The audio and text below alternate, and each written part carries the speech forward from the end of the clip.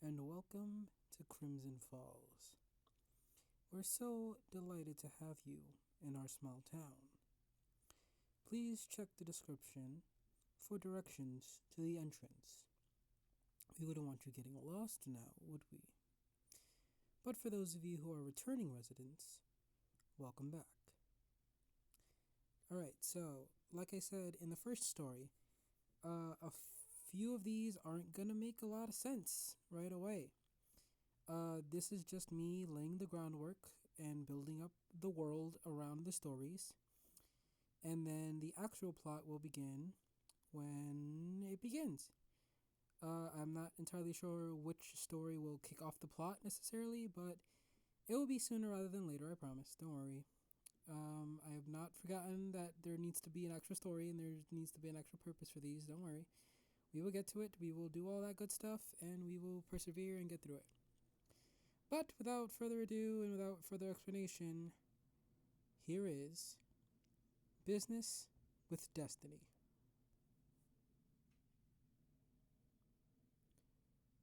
The criminal underworld often got a bad rap.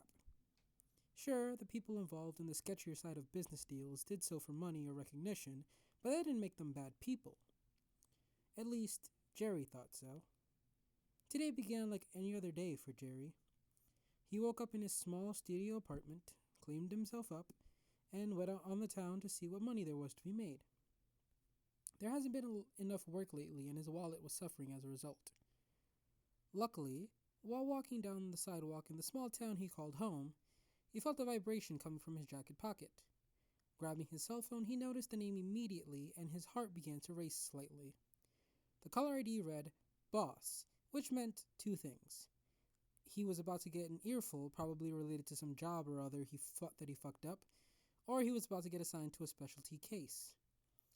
Clicking the accept button, he brought the phone to his ear slowly. Hey, boss man, what can I do for you? Asked Jerry, nervously waiting for the response. Jerry, I have a job for you. Think you can handle it? Was the response he got back. When he heard the calm words from his boss, Jerry let go of the breath he didn't know he was holding, but then grew excited as he processed what his boss just told him. Yes, sir, you can count on me. Where do you need me to be? He asked, excitement growing every passing second. Calm down, Jer. I need some help getting information on the Muccios. Hearing the name of a local rival family made his eyes grow wide. The Muccios? They causing trouble again? Unfortunately. They've been getting bold recently and I want to know why. The boss explained. Jerry furrowed his eyebrows as he listened. Who the hell did these people think they were, stirring up shit in their territory? Tell me what to do and I'll get it done, he finally responded. Go to Grayra Memorial Park. An informant will be waiting for you. One piece of advice, though, before you make an ass of yourself. Don't judge a book by its cover. Jerry's brow shot up in confusion. Not sure what you mean by that, but I'll get it done, boss, don't you worry, he exclaimed. Good to hear. Call me when you're done so I can give further instructions. The boss hung up before Jerry could respond. He thought back to what the boss told him and still couldn't make sense of it. Don't judge a book by its cover? What the hell did that even mean? After mulling it over for a moment, he decided to just go to the meeting location and figure it out when he got there. Arriving at the park, he looked around and saw no one sitting at any of the benches. Maybe he was early? The boss hadn't told him when to show up exactly, so he just took a seat on a random bench and began to observe the scenery around him. The trees' multicolored leaves blew in the wind above his head, the fall wind causing them to glide toward the ground. The sounds of laughter and activity coming from the small playground in the middle of the area. His eyes fell on the children running back and forth, not a care in the world. A little boy slid down the slide, screaming dramatically despite the drop being less than a meter high. A couple of children meticulously built things in the sandbox.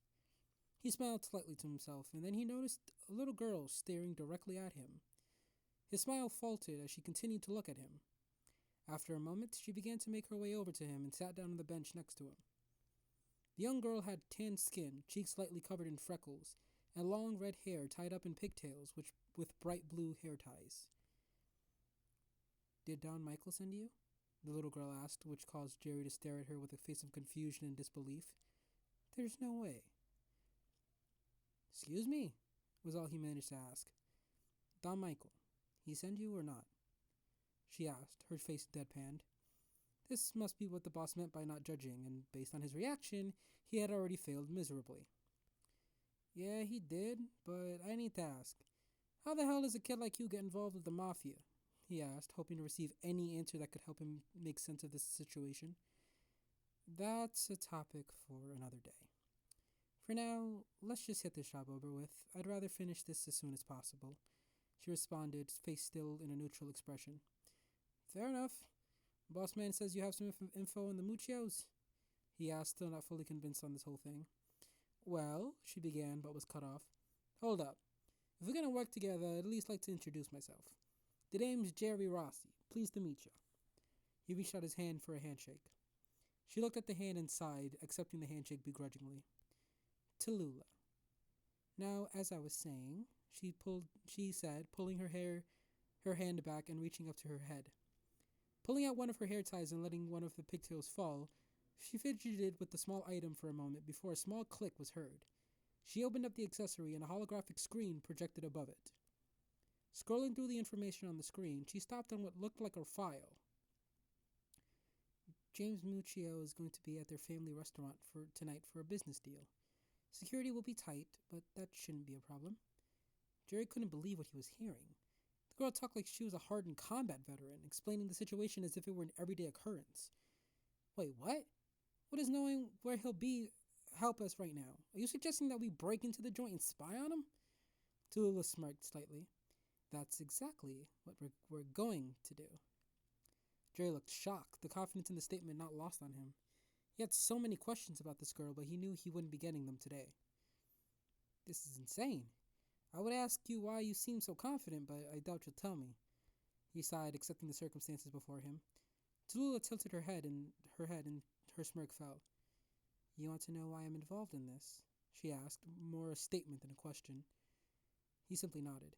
She nodded as well. The Nova Institute. His eyes widened as the words left her mouth. So those urban legends people spread around? He began but stopped short. She shook her head. Legends are never accurate. The real story of that place is far worse than anyone can imagine.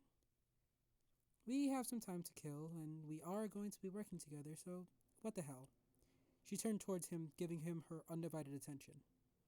Let me tell you a story.